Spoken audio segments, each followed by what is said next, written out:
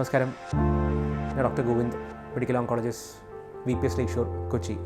ക്യാൻസറിനെ കുറിച്ച് വളരെ കൂടുതൽ അറിയുന്നൊരു സംസ്ഥാനമാണ് കേരളം. പക്ഷേ അതിനകത്ത് ചില കാര്യങ്ങളെക്കുറിച്ച് നമുക്ക് കൂടുതൽ അറിയാനുണ്ട്. അപ്പോൾ അതിൽ ഒരുപക്ഷെ നമ്മൾ കൂടുതൽ ഇപ്പോൾ അഭിമുഖീകരിക്കുന്നൊരു ക്യാൻസർ തരങ്ങളിൽപ്പെട്ടതാണ് AYA ക്യാൻസർ എന്ന് പറയുന്നത്, adolescent and young adults with cancer.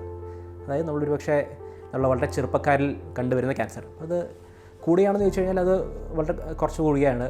പക്ഷേ ആ ക്യാൻസറിൻ്റെ പ്രശ്നങ്ങളും നല്ല വശങ്ങളും ഉണ്ട്. അപ്പോൾ നമ്മൾ പ്രശ്നങ്ങൾ ഒരുപക്ഷെ നമുക്ക് എല്ലാവർക്കും ഊഹിക്കാം. കാര്യം ആ പ്രായത്തിൽ ഒരു ക്യാൻസർ വരുമ്പോഴത്തേക്കും ഒരു കുടുംബത്തിനെ മുന്നോട്ട് തീർക്കും. കാര്യം ഒരു കുട്ടിയാണെങ്കിൽ അവൻ സ്കൂളിലും കോളേജിൽ പോകുന്ന കാലഘട്ടം, ഒരു ചെറുപ്പക്കാരനാണെങ്കിൽ ഒരുപക്ഷെ അവൻ ജോലി തേടി പോകുന്ന കാലഘട്ടം, അല്ലെങ്കിൽ കല്യാണത്തിൻ്റെ കാലഘട്ടം, അപ്പോൾ അല്ലെങ്കിൽ കുട്ടി ഉണ്ടാകുന്ന കാലഘട്ടങ്ങൾ. അപ്പോൾ ഈ സമയത്ത് വരുന്ന ക്യാൻസർ ഒരുപക്ഷെ ആ ആളുടെ ഒരു ജീവിതമേ മാറ്റിമറിച്ചെന്ന് വരും. അപ്പോൾ നമുക്ക് അത് ഇതിൻ്റെ ഒരു ഭാഗമാണ്.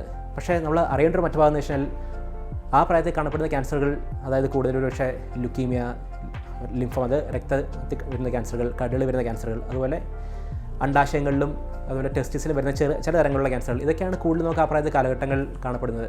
അപ്പോൾ അതിൽ ഒരു പ്രാധാന്യം എന്താണെന്ന് വെച്ചാൽ ഒരു പക്ഷേ നമുക്ക് ഇന്നും പൂർണ്ണമായി ചികിത്സിച്ച് ഭേദമാക്കാൻ കഴിയുന്ന ക്യാൻസറാണ്. ഒരു നല്ല ശതമാനം ഈ പ്രായത്തിലുള്ള ക്യാൻസറുകളിൽ നമുക്ക് പൂർണ്ണമായി ചികിത്സിച്ച് ഭേദമാക്കി അവർക്ക് ഒരു നോർമൽ ലൈഫ്, ഒരു സാധാരണ ജീവിതം നയിക്കാൻ പറ്റുന്നുണ്ട്. ഒരുപക്ഷെ നമ്മളിന്ന് കാണുന്ന പലരും, ഒരുപക്ഷെ നമ്മൾ ഓഫീസിൽ നമ്മളോട് വർക്ക് ചെയ്യുന്ന നമ്മുടെ തൊട്ടപ്പുറം നിൽക്കുന്ന ആൾ ഒരുപക്ഷെ അങ്ങനെ ഒരു ക്യാൻസർ വന്ന് ചികിത്സിച്ച് ഭേദമാക്കി ഒരുപക്ഷെ കല്യാണം കഴിച്ച് കുട്ടിയായിട്ട് ജീവിക്കുന്ന ഒരാളായിരിക്കും.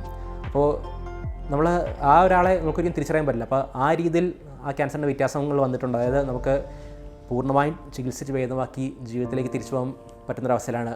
പക്ഷേ അതേപോലെ തന്നെ ആ പ്രായത്തിൽ ക്യാൻസർ ഡയഗ്നോസ് ചെയ്യപ്പെടുന്ന ഒരാൾക്ക് സമൂഹത്തിൽ നിന്നും കിട്ടേണ്ട വളരെയേറെ ഒരു കരുതലുണ്ട്. അതായത് ഒരു പക്ഷേ ആ പ്രായത്തിൽ അവരുടെ കുടുംബത്തിൻ്റെ മനസ്സൊന്നും പടഞ്ഞു പോകാതിരിക്കാനായിട്ട് ഒരു പക്ഷേ സമൂഹവും കൂടെ നിൽക്കേണ്ട ആവശ്യമുണ്ട്. അത് കൂടെ പോയിരുന്നൊരു സിമ്പതി കാണിക്കാമെന്നല്ല, അവർക്കൊപ്പം നിൽക്കുക, അവരെ കൈപിടിച്ച് ഉയർത്തുക. ആ പ്രായത്തിൽ വരുന്ന ക്യാൻസറിൽ ഒരു ഡോക്ടറെയും സിസ്റ്ററിനെയും ഹോസ്പിറ്റലിനെയും പോലെ പ്രാധാന്യം, അല്ലെങ്കിൽ അവരെ പിടിച്ചുയർത്തുന്നത് നമുക്ക് സമൂഹത്തിന് വലിയൊരു പങ്കുണ്ട്. അപ്പം എല്ലാവരും അതിന് മുന്നിട്ടിറങ്ങുക, എല്ലാവരും കൈപിടിച്ച് ഉയർത്തുക.